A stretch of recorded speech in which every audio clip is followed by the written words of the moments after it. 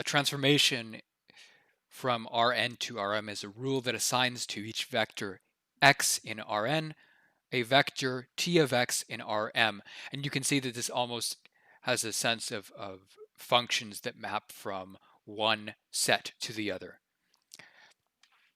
So that's really what we're dealing with. And so we have, for a linear transformation, some transformation matrix. The standard matrix, it's called the standard matrix of the transformation. Let's start off with 2 dimensions. Well, the important thing to note is finding the standard matrix A of a transformation has to do with observing that it is completely determined by what it does to the identity matrix, the standard identity matrix, or more precisely, the bases of that matrix. So if we want to find what matrix the standard matrix for this transformation is that rotates, let's say counterclockwise, what we're really asking is what happens to the basis vectors. Now, before I go through all of this, I should point out that in rotation, it's not so clear cut because there are different conventions, and particularly in applied and computational mathematics, if you hop from one physics engine to another, one game engine to another, the conventions change. Different types of angles are used. Maybe Tate-Bryant is used, or Euler angles, proper Euler angles are used. In one case, I believe they're expressed in 3 variables, but proper Euler angles, I believe, if I recall correctly, are only expressed in 2 rotations. So this can get kind of obscure, and what you really want to do before jumping into applying rotation matrices to something is you have to learn the convention they're using.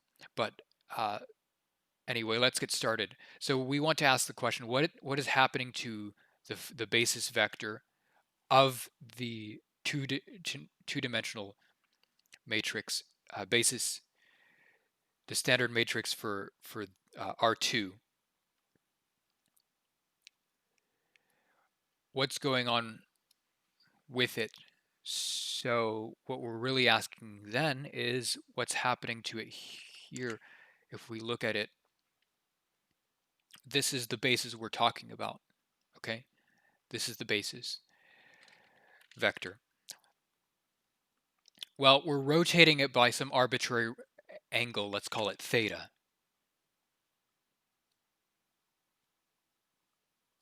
So that's theta. I know my drawing is kind of weird.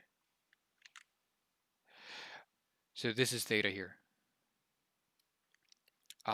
That is, we're changing this basis vector to become this basis vector here. What does that really mean? Well, what is the x-coordinate, the x component, let's say the y component? This is plus x, this is plus y. Well, we can see, let's see, y and x are equal to, this is the adjacent side to the angle, so this is going to be cosine.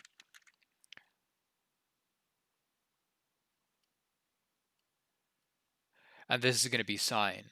The opposite side to the angle is sine. Okay. So, in other words, the transformation moves the basis basis vector to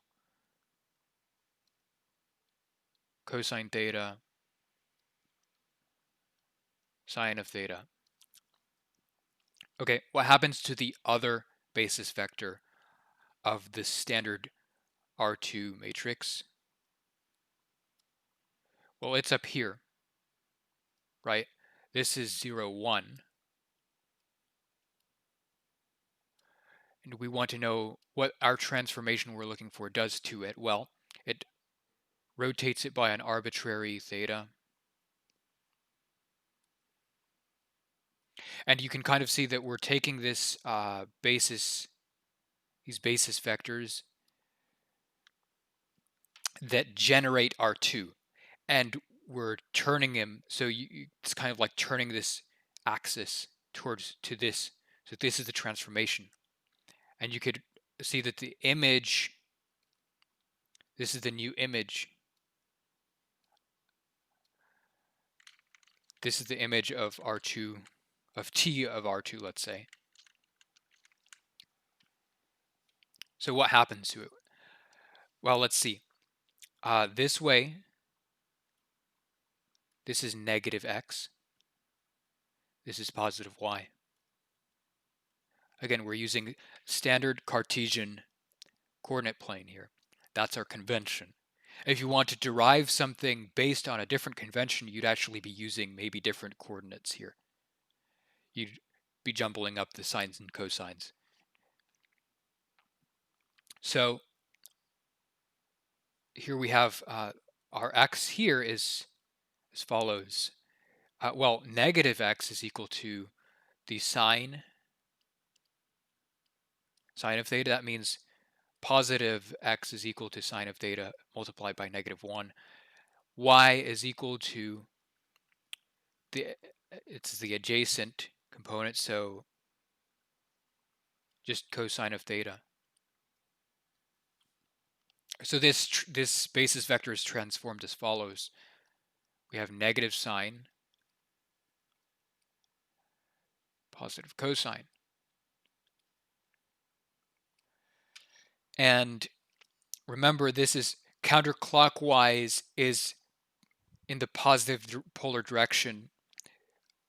It depends on your convention, but we're going straight off the textbook, which is more intuitive. So what does the standard matrix for this transformation look like? Well, what does it do to the basis vectors, i.e., what does it do to the identity matrix? Well, this is the image of the identity matrix. It's cosine, sine, negative sine,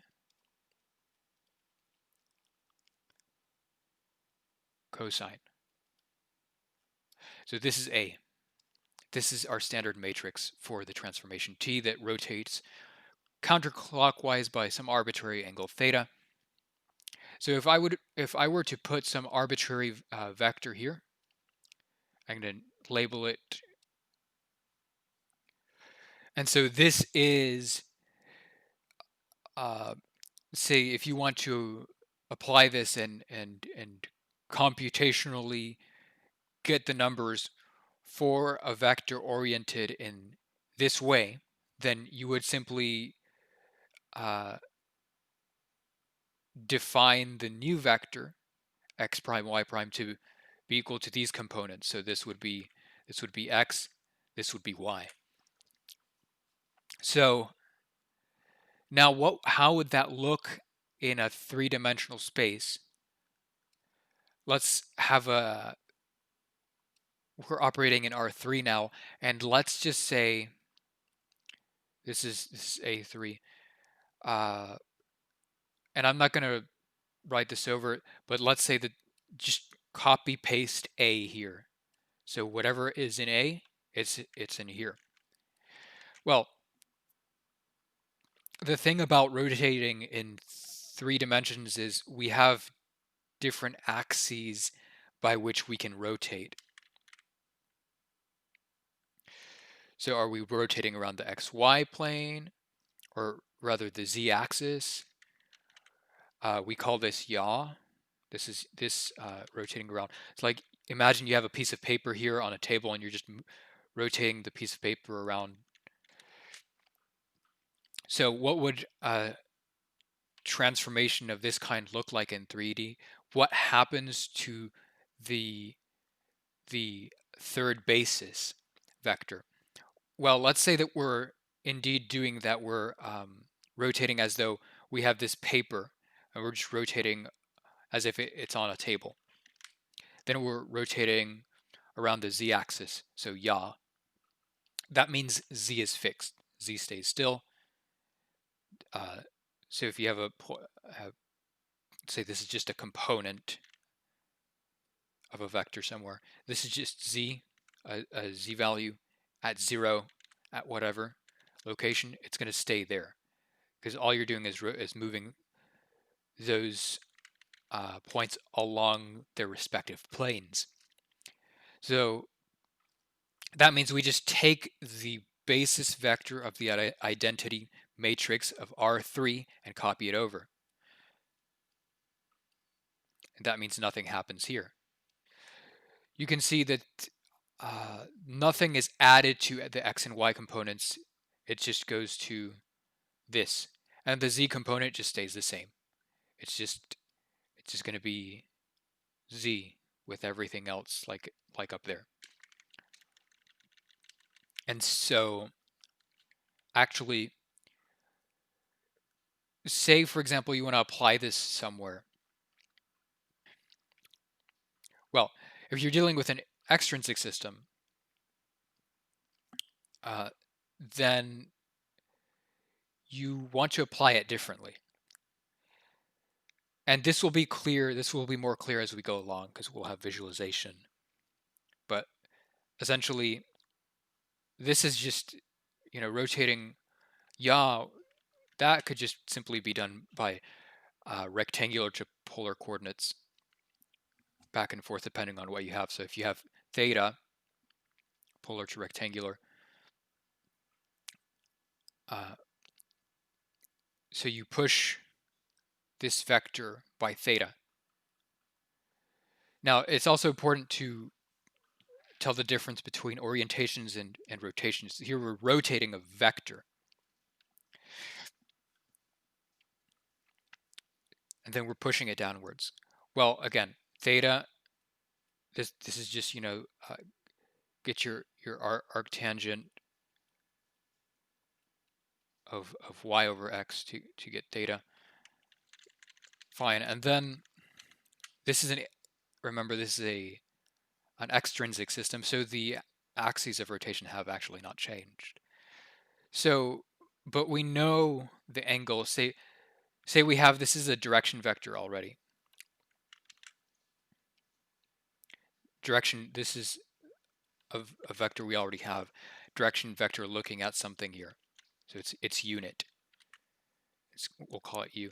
Well, the difference between u and v, let's say this one at top is v, in terms of the angle between them, remember you have dot product, so you have u dot v, and then arc cosine of that. It gives you the angle between them, and then of course the directionality of the z component to determine up and down.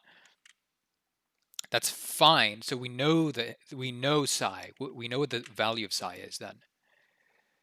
And we know that we have this vector so that's how we got psi.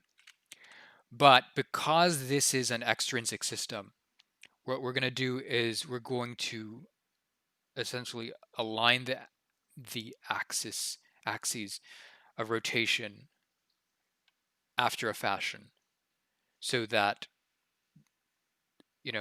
well, this imaginary one we have here, so that it's pushed by psi. So, this is, you have this normal vector here, normal to this guy v, okay?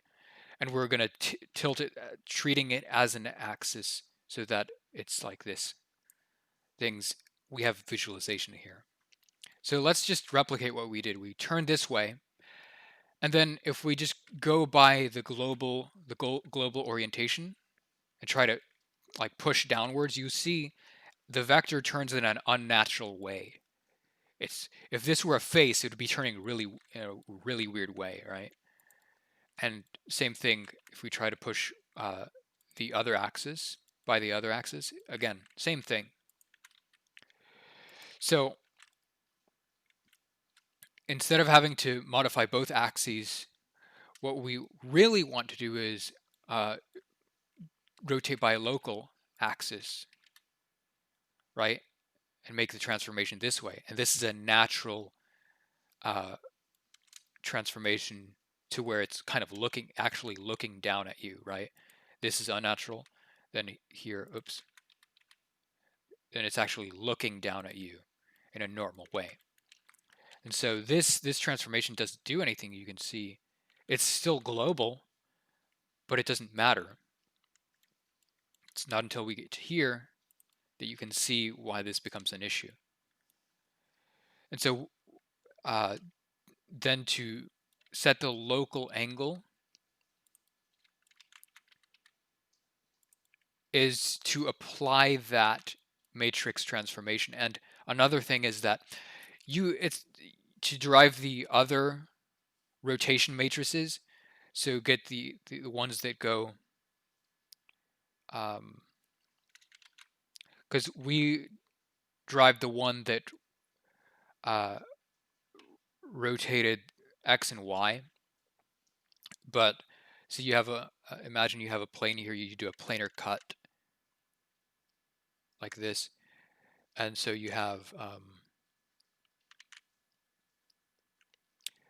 this is your positive x, positive z. Well, then you have this kind of, well, you have a plane somewhere in R3, but you're just looking at this plane.